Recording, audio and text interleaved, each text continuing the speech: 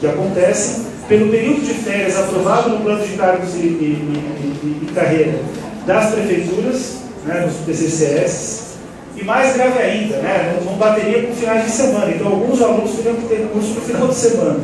Quer dizer, então, a proposta é totalmente desproposital, totalmente despropositada.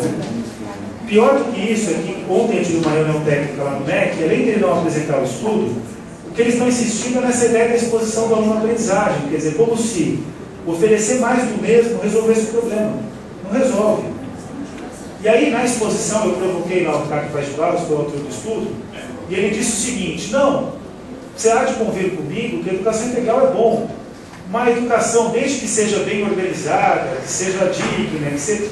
Sabe qual é o problema, Ricardo? Você tem que parar no desde. É o desde que a gente tem que se preocupar. A gente não tem ainda um nível de organização escolar que dê conta da educação integral. A gente não tem um nível de educação escolar que seja organizada.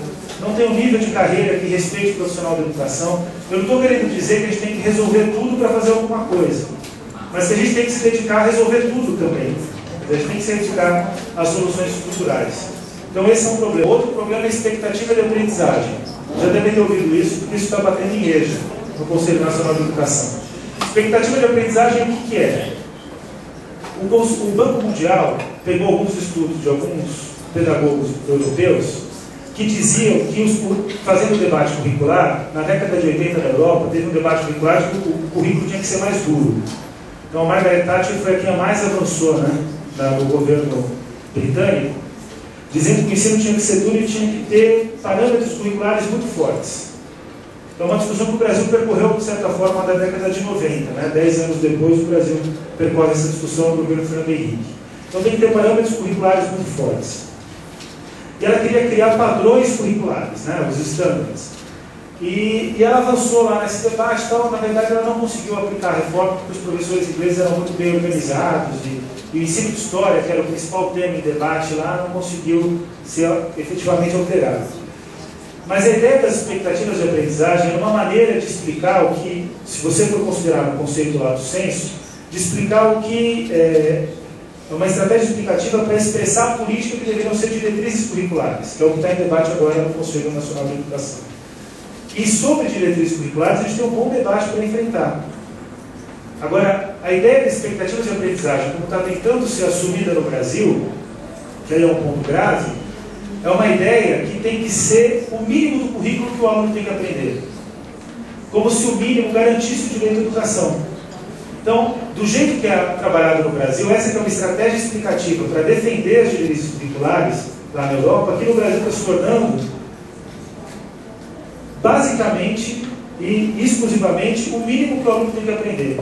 Tanto é assim que quem defende essa perspectiva hoje no Brasil é a Fundação Lehman, o Instituto Ayrton Senna e o Movimento Todos por Educação, dizendo que as nossas aulas são ruins, que os alunos não aprendem o mínimo, que é escrever e fazer conta.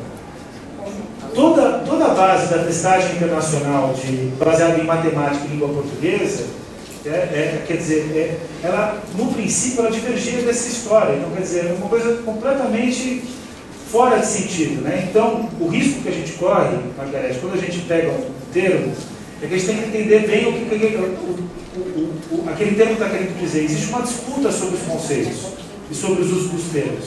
E equidade, quando a gente afirma equidade, o que a gente quer dizer é que todo cidadão tem que ter o mesmo direito de acesso. É o princípio de equidade do debate da cidadania. Da forma como você colocou, quando falam de equidade, está muito mais envolvido com o aspecto de trabalhabilidade, de inserção no mercado de trabalho, que é a posição oposta que nós temos. Não de que a gente acha que não é importante ter acesso ao mercado de trabalho, a gente acha que é muito importante. Só que isso não pode orientar o debate curricular no sentido de que, para alguns cidadãos brasileiros, o currículo é o currículo máximo. Se vocês vão nas escolas que vão melhor no Enem, a minha escola é a melhor colocada entre as escolas públicas. A escola onde eu fiz colegial, que é a Escola Técnica Estadual de São Paulo. A minha escola, ela vai bem no Enem porque ela nunca se preocupou com o Enem, ela continua não se preocupando porque eu estou na associação de ex-alunos. É uma escola técnica que é período integral e sempre foi período integral, em que o aluno ele tem o curso técnico e o curso regular, o curso normal, sei lá qual é o melhor termo, né? Ao mesmo tempo. E mesmo quando o governo do estado de São Paulo tentou quebrar isso, a escola resistiu e fez 2 vestibulinhos, que depois virou padrão lá para o Centro Paulo Souza, em São Paulo, que manteve essa lógica. Então, o mesmo aluno do técnico é praticamente o mesmo aluno do ensino formação médio, geral. de formação geral. Então, por que para alguns cidadãos brasileiros, mesmo aqueles de escola pública, mas que são selecionados, isso já determina alguma desigualdade grave, por que para alguns cidadãos brasileiros o currículo é máximo e para outros o currículo tem que ser mínimo? Então, é nessa perspectiva que a gente trabalha com a equidade. A gente quer que todos os cidadãos tenham o mesmo direito de acesso, né? E aí essa é a nossa luta. Então, essa perspectiva de equidade que você fala, ela de fato é usada para algumas pessoas, mas não da forma como a gente entende. Assim como expectativa de aprendizagem. Mas ela é usada. Ela é usada especialmente por quem trabalha na luta por cursos de mercado de trabalho, etc. Então, a gente não trabalha com ela. A lógica também do Banco Mundial. Lógica do Banco Mundial. Mas o Banco Mundial, a gente tem que também diminuir os nossos inimigos, assim, ou melhor trabalhar os nossos inimigos. O problema do Brasil não é a incidência do Banco Mundial sobre a educação brasileira. Pior que nós temos aqui é que são brasileiros que assumem o discurso do Banco Mundial, algumas vezes até pioram o discurso do Banco Mundial e são muito influentes pela imprensa. Esse é o problema. O Banco Mundial hoje, assim, na relação com o governo brasileiro, até que é pequena. Agora, os defensores das ideias do Banco Mundial, os pioradores das ideias do Banco Mundial, aqui tem espaço demais. Dando sequência aí. Vamos lá. Eu queria. Pois não, é a Adriana, né? Adriana, Rio Grande do Sul.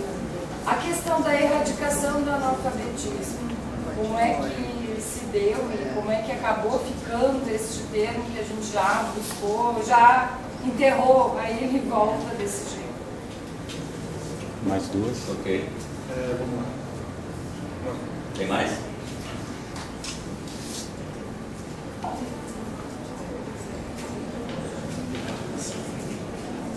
Tem?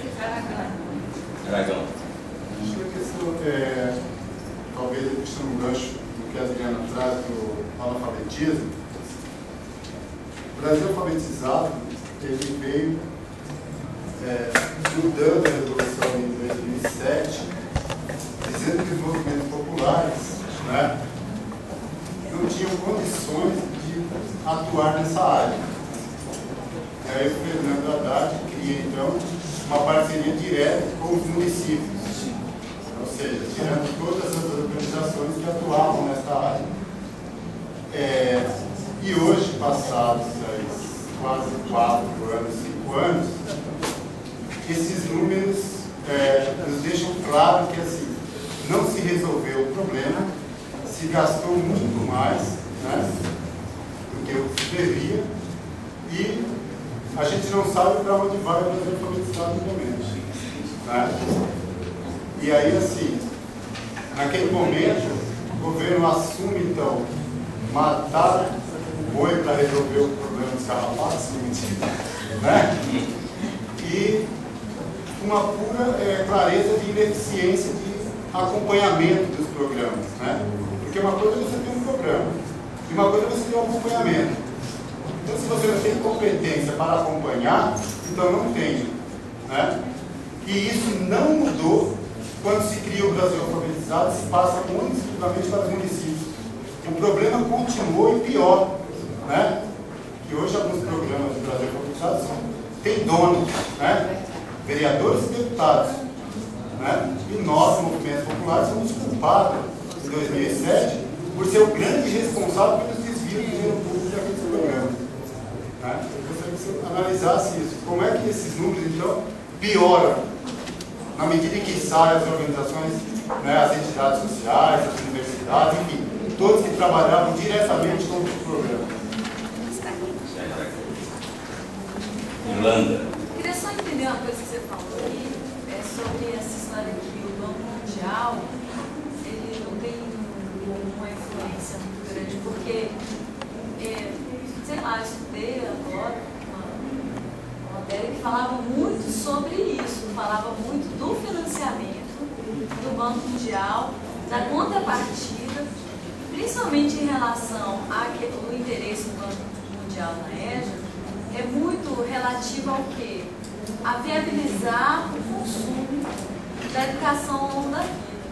E dentro do que a gente até discutiu ontem, qual é a nossa concepção pessoal do que é educação ao longo da vida, que para nós do movimento tem uma perspectiva de um jeito, e que a gente vê pelo Tratado de Bolonha e por outras coisas, que lá fora tem outras perspectivas.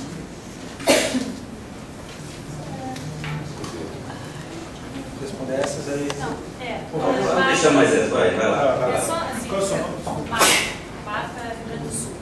Se estivesse em Porto Alegre, agora numa audiência pública, né, da mesa, e eu tenho dúvidas, a minha questão, a minha pergunta é referente a essas audiências, quantas mais terão e o que vai, de que forma que ela vai, não sei, dar mais celeridade a este plano, enfim, o que vai ser consequente.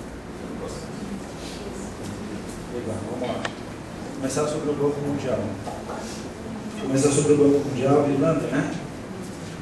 Então, o que acontece com o Banco Mundial é que mudou a relação do Brasil com o organismo. Acho que é equivalente à mudança da relação do Brasil com todos os organismos. Na década de 90, o Brasil tinha programas como o BID, com o Banco Mundial, que agora, na verdade, mudaram até o próprio PDE, o programa Dinheiro Direto para a Escola, tem como origem um programa que antes era financiado pelo Banco Mundial e pelo BID, no passado, o Erwin Henrique Cardoso. O que acontece é que antes o Brasil ele assumia compromissos com o banco, ele assumia compromissos do Estado brasileiro em termos de como construir a política educacional. Então tinha uma relação de diálogo, de interlocução direta, que hoje já não é no mesmo patamar. Então, quer dizer, a incidência do Banco Mundial no Brasil, comparado com outros países da América Latina, é menor na área de educação. Hoje, quem mais sofre, assim, está mais próximo, sofre mais pressão é a Colômbia. Acho que a Colômbia é o principal caso, não sei se o Roberto concorda comigo. O próprio Chile, ele está acabando agora de resolver um pouco a influência da lógica do Banco Mundial sobre suas políticas. Agora, se você perguntar sobre a lógica, eu falo sobre a incidência direta do organismo. Sobre a lógica, eu acredito que ainda tem, sim, uma forte pressão da lógica do Banco Mundial no Brasil. Agora, ela não é trabalhada, o que é pior, na minha opinião, talvez, né? Porque quando você tem uma instituição pressionando, determinando acordos, etc., você tem um equilíbrio, um adversário formal. Então, você sabe onde atacar, como atacar. O que acontece hoje é que muitas pessoas assumiram a lógica do Banco Mundial e trazem para as políticas públicas brasileiras, e elas têm influência sobre o MEC, perspectivas de políticas que dialogam com essa lógica. Acho que essa tem que ser a nossa preocupação. Ao mesmo tempo, é importante que a gente reconheça, por exemplo, no PNE. No PNE, a incidência dessas entidades, do Todos pela Educação, é mínima. Quer dizer, eles vão apresentar uma emenda ao plano. Lá atrás, até vou contar um caso para vocês bem curioso, né?